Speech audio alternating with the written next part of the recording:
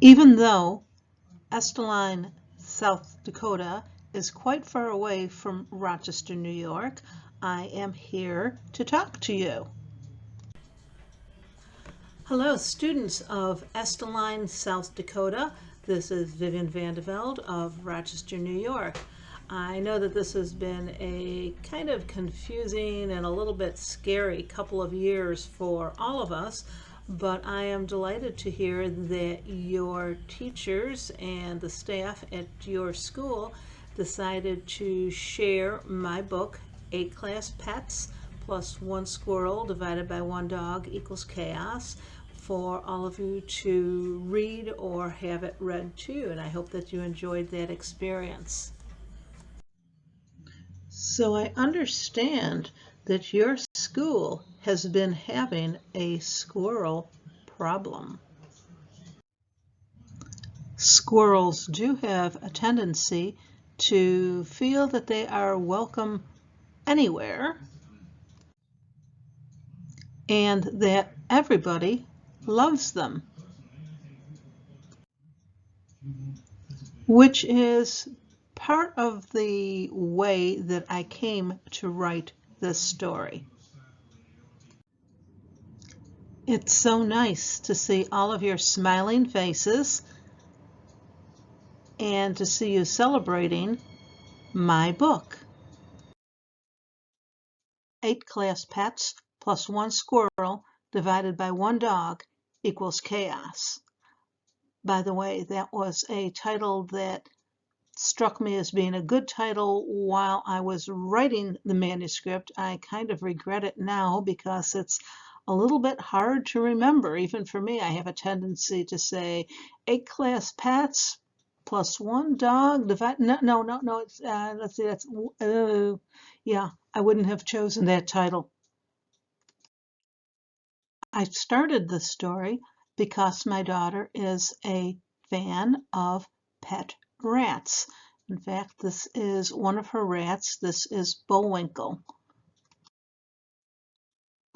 When I do school visits and I show that picture of Bullwinkle, usually the kids in the classroom are going, "Aw," until I identify him as a rat, at which point they say, "Ew."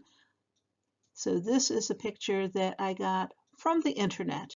Don't say ew before you meet me. My daughter would tell you that rats can be very smart, they are trainable, and they can be very gentle. And she would complain to me that rats always had a bad rep in stories and in movies, except for the movie Ratatouille, and she wanted me to write a story where rats were the good guys.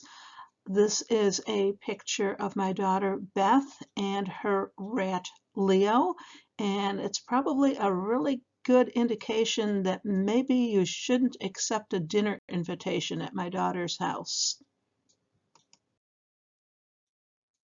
I really wasn't taking my daughter's suggestion too seriously, but then I started noticing the squirrels in our yard. My husband has set up various bird feeders, but the squirrels seem to be convinced that those bird feeders are really squirrel feeders. And they will work very hard to get at the squirrel food, no matter how difficult that might be, or how close to the house. This is a picture that my daughter sent me just a couple of days ago. A squirrel sitting on the railing of their porch. Even though we are supposed to be keeping social distance, apparently the squirrels do not think that this applies to them. The people at Holiday House Publishing assigned Steve Bjorkman to draw the pictures. I had never met him. I still haven't met him. I live in New York State. He lives in California, all the way across the country. This is Twitch, the schoolyard squirrel. As you can see, he is very excited to share his story with you. One of the students asked how I came to choose the animals that were going to be in this book.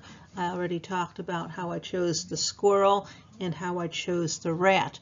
I chose the dog because when I was growing up, we had a dog. This is a picture of me.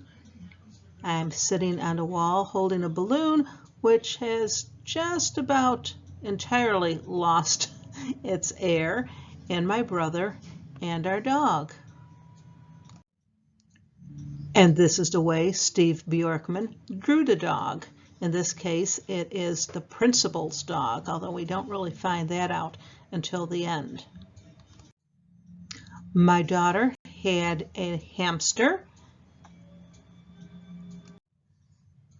and this is Green Eggs and Hamster, the first grade hamster. We have had several rabbits. I had rabbits when I was growing up, and my daughter has had rabbits. This particular rabbit is actually named Captain Jack. But this is Miss Lucy Cottontail, the second grade rabbit. I already showed you this picture of Bullwinkle, the rat. And here is Sweetie, the library rat. Both in the case of me growing up and our daughter growing up, we had fish. And this is a neon tetra. In the book, there is a whole school of neon tetras, which are in the third grade. We never had parrots, but my daughter had a friend whose parents kept exotic birds. And this is the way Steve Bjorkman drew Lenore, the fourth grade parrot who loves poetry. This isn't one of our turtles, but this was a turtle that I got a picture of at, I think it was actually at Walt Disney's Animal Kingdom. And we used to have small turtles. This is Nancy, the art room turtle. Okay, we never had a snake, and we're not likely to get a snake. I feel about snakes the way so many people feel about rats. But this is a picture that I took at a zoo of a corn snake. And this is Steve's picture of Angel, the fifth grade corn snake. We've never had geckos. Again, this was a picture that I took at a zoo. It isn't that I am afraid of geckos or against geckos in any way. We just never happened to have one. But when I was trying to think of what kind of pets they could have in this school, it seemed like it would be fun to have a gecko. And that it would be even more fun to have two geckos. So Galileo and Newton are brothers who live in the science lab, and each one is always trying to prove that he is smarter than the other one and trying to have the last word. This is a picture of my daughter's cat Lucy and one of her rats, Taco, and the two of them got along. And that got me to thinking about unusual pairings of animals. And I went to the internet and got pictures of animals that were getting along, even though you would expect them maybe not to get along. Another picture from the internet. And the friendship between this baby hippo and this giant tortoise was so famous that they had a book written about them, Owen the hippo and Mimsy, the giant tortoise. And here's one last picture from the internet, just because it's so much fun. So I decided that I wanted to write a story that had to do with a bunch of animals in a school setting and how they helped each other. So I picked animals that I thought could be in a school that either I knew about or could find out about by doing some research, but that might be something that you might try doing if you're interested in writing, is think of a different room in the school, maybe the office or maybe a music room or the gymnasium. Think of a room and what pet that room could have. So that's a glimpse into 8 class pets plus 1 squirrel divided by 1 dog equals chaos, written by me, Vivian Vande Velde, illustrated brilliantly by Steve Bjorkman, and published by Holiday House. There were also a couple of questions about were the animals smart, specifically the hamster and the rabbit. I do believe that all of the animals are smart. I think that green eggs and hamster sometimes gets a little bit dizzy from running around in his exercise wheel so much, but he is still smart. And Miss Lucy Cottontail is very smart, although she is a little bit bossy and a little bit full of herself. But I figure probably the smartest of the animals is Sweetie the library rat, because living in the library, he is very well read. We had so much fun with 8 class pets that Steve Bjorkman and I and Holiday House teamed up yet again for Squirrel in the House. And the last book in the series, at least for now, is Squirrel in the Museum. And once again, I am lucky enough to have Steve Bjorkman draw absolutely fantastic and fun pictures. I hope you enjoy them.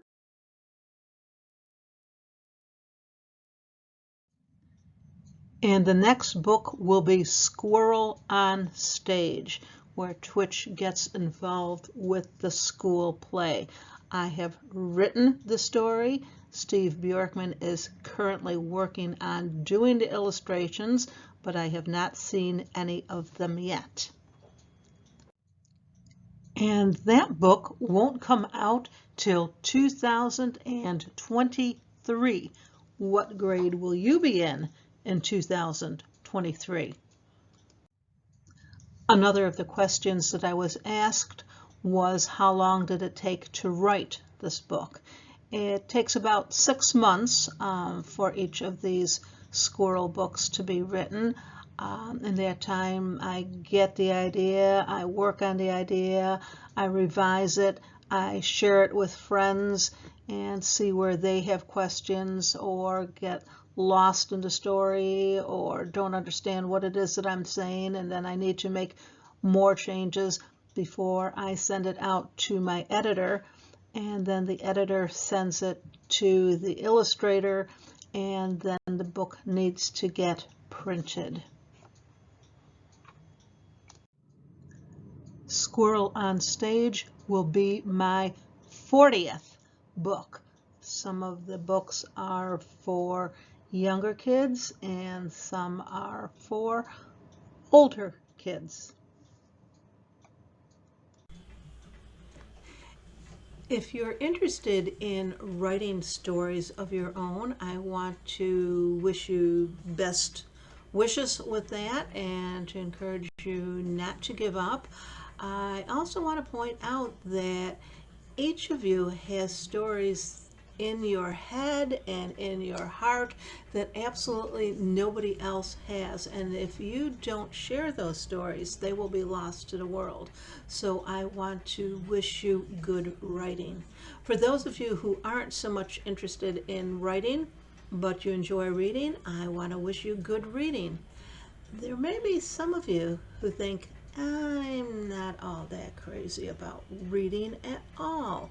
And if that's the case, I think I know what the problem is. The problem is that you have not yet found just the right book. And so I want to encourage you to talk to your teachers, talk to your librarian, tell them what sorts of things you're interested in.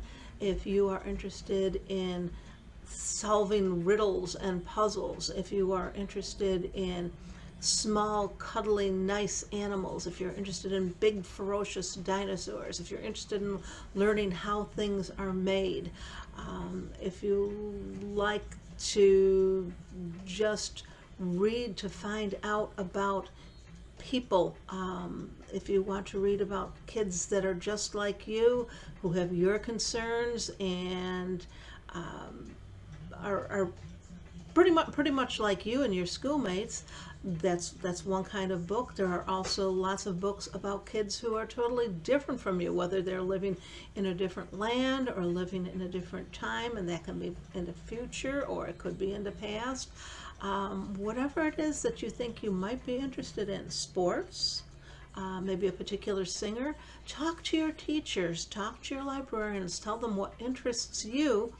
And if they can find a book for you, and I'm guessing they can, then you too will be interested in reading. So I want to wish you good reading also. And also I want to wish you a good rest of the year. Thanks so much for reading or listening to 8 Class Pets and for listening to me. Bye-bye. In case you're seeing this before Saturday, November 6th, I will be one of 44 authors and illustrators appearing at the Rochester Children's Book Festival. It's virtual and it's free. All you need to do is register.